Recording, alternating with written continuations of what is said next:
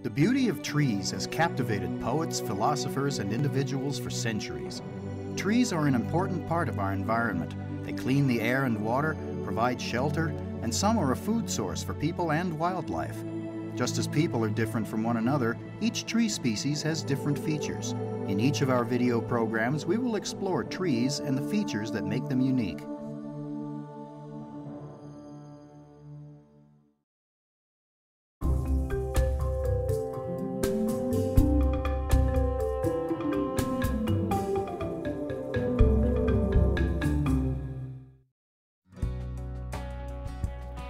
Welcome to Conwell Park. Located across from the hospital on 2nd Street, Conwell Park is home to some of the largest, most mature trees in the city. Many of these trees were planted as long as 100 years ago, when water taps were not available in the park and volunteers had to carry buckets of water to the trees. Today, the park is primarily used for picnics and gatherings or by those enjoying the wonderful outdoors.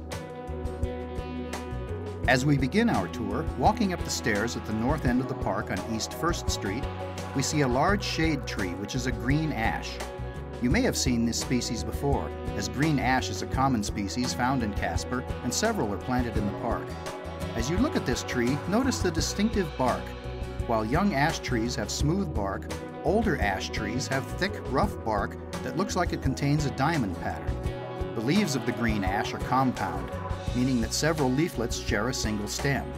Another unique feature is the clusters of hanging fruits which fall like helicopters from the tree.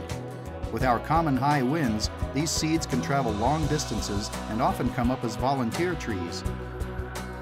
If you look to the right along 1st Street, you will notice several shrubs border the park. The largest of these is the honeysuckle. There are over 100 species of honeysuckles, many of which are low-growing vines. Honeysuckles are often known for their fragrant flowers that bloom throughout the summer. This is a true honeysuckle and contains bright red fruits which are not edible. Because birds do not eat the fruit, it remains throughout the summer. This is a good rule to remember. If the birds don't eat it, you shouldn't either. As we proceed west, we see a large blue spruce. The most common large evergreen in the city, the blue spruce is also the most recognizable. The color is quite variable from a dusty blue to a simple green. This is a function of the waxy coating on the leaves and how they reflect light. The spruce is easily distinguished from other evergreens by the single needle-like leaves arising from the branch. Pine trees have clusters of 2 or more needles with a papery sheath at the base. The spruce forms papery cones at the tops of the trees which are dropped at maturity. A popular Christmas tree, the spruce was chosen in 1978 and planted as the official living White House lawn Christmas tree. In between the 2 spruces, we see 2 crabapple trees. The most common small tree in the city, crabapples reach a maximum height of less than 25 to 30 feet, with most at 15 feet or less. This makes them an ideal tree for the small yards of the modern home, since their small size makes them easy to prune and maintain. They are hardy and thrive in our alkaline soils as well. Incredibly showy in the spring, they are covered with blossoms ranging from white to pink, red, and burgundy according to the variety. The small red fruit is a favorite of deer and birds. However, some varieties are fruitless. The only negative is the tendency of most varieties to develop a fungal disease known as fire blight. Highly contagious, the fungal spores are easily transferred between trees. The blight will show a scorched appearance in individual branches, which then yellow and die. The best remedy is to plant fire blight resistant varieties. As we head along the western boundary of the park, we see large numbers of upright junipers. These are easily distinguished from other evergreens like pines and spruces by their lack of hard needles. There are numerous species and varieties with various shades of green and blue. The small bonsai upright juniper is perhaps one of the most recognizable. They are often difficult to establish, but if they can survive for 2 or 3 years, they flourish with little care. Junipers do not form the woody cones typical of the pines and spruces, rather a fleshy berry which is used to flavor gin. The dried berry was also used in ancient times as flavoring for wild game and is regaining popularity as a spice. As we move on, you will notice more crabapple trees to your left. We now arrive at the center of the park and a cluster of large, beautiful trees. Most of these are ash trees, but if you look closely, you will notice that one is not an ash. Remembering what we learned earlier about ash trees, can you pick which one might be the hackberry tree? The hackberry tree has the look and habit of the elm.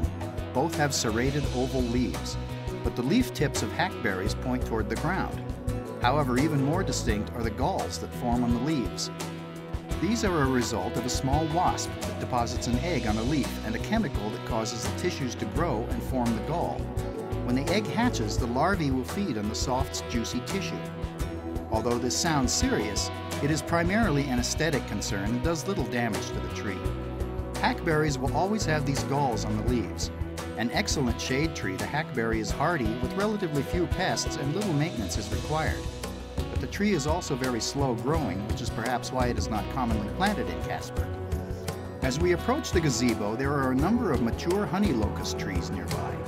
Another common shade tree in the city, the honey locust, was designated the official city tree on February 20, 1967.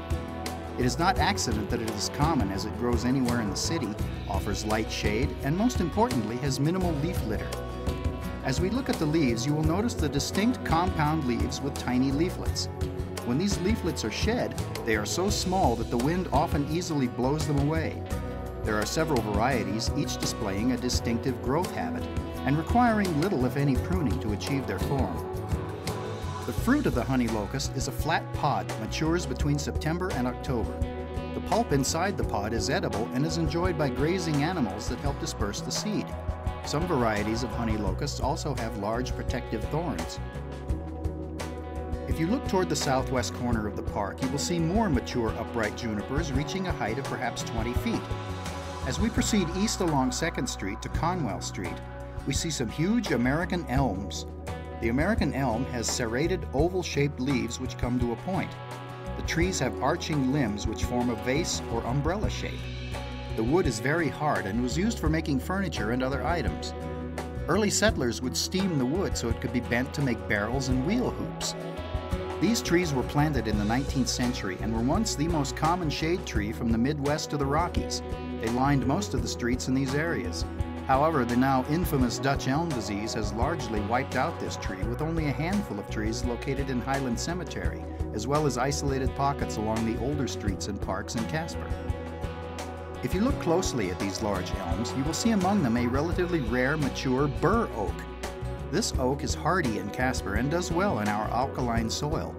The leaves are long and lobed and the bark is medium gray and somewhat rugged. The tree also develops small acorns that are enjoyed by a variety of wildlife.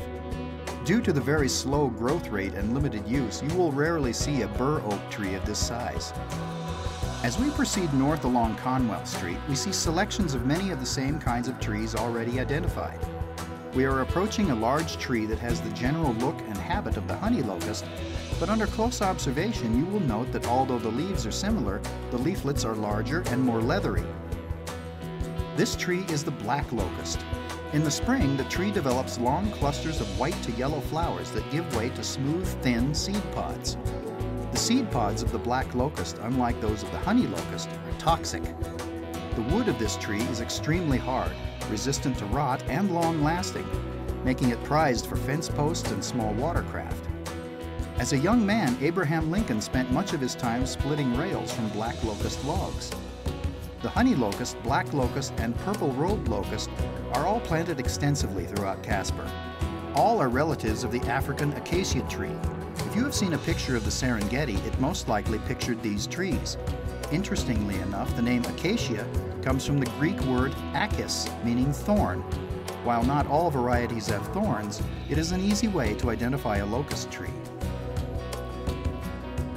As we approach the play structure, we see more spruces and mature green ashes. The variety of trees found in Conwell Park is quite impressive. The large mature trees in the park provide shade, food, and natural beauty to the downtown landscape. As you enjoy the trees, we hope that you enjoy their unique individual features.